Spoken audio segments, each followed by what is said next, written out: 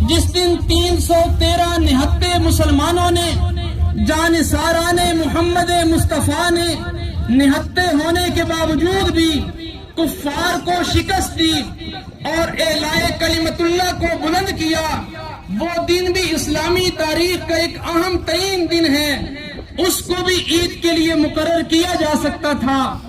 سامعین محترم، لیکن ایسا نہیں ہوا۔ اللہ رب العزت کی ذات نے جب مسلمانوں کے لیے عید کا دن مقرر کیا، ایک عید کا دن یکم شوال کو رکھا گیا، ایک عید کا دن عید الاضحیٰ کو رکھا گیا۔ سامعین محترم، ایسا کیوں ہوا؟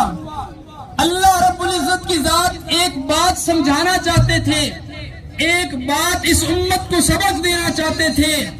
نبی کریم صلی اللہ علیہ وسلم کے حوالے سے جب نبی کریم صلی اللہ علیہ وسلم مدینہ طیبہ ہجرت کر کے تشریف لائے، اس وقت نبی پاک صلی اللہ علیہ وسلم کے سامنے 2 دن ایسے آئے کہ نبی پاک صلی اللہ علیہ وسلم نے ان لوگوں سے پوچھا، یہ جو 2 دن آپ مناتے ہیں، خوشی کا اظہار کیا جاتا ہے، یہ آپ کی کس خوشی میں دن ہے؟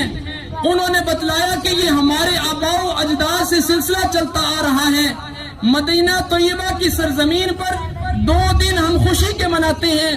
سامعین محترم، نبی پاک صلی اللہ علیہ وسلم نے ارشاد فرمایا، آج سے اللہ رب العزت کی ذات نے تمہارے لیے 2 عیدیں ان 2 دنوں کے بدلے میں مقرر کر دی، ایک کو عید الفطر کہا جاتا ہے، ایک کو عید الاضحیٰ کہا جاتا ہے۔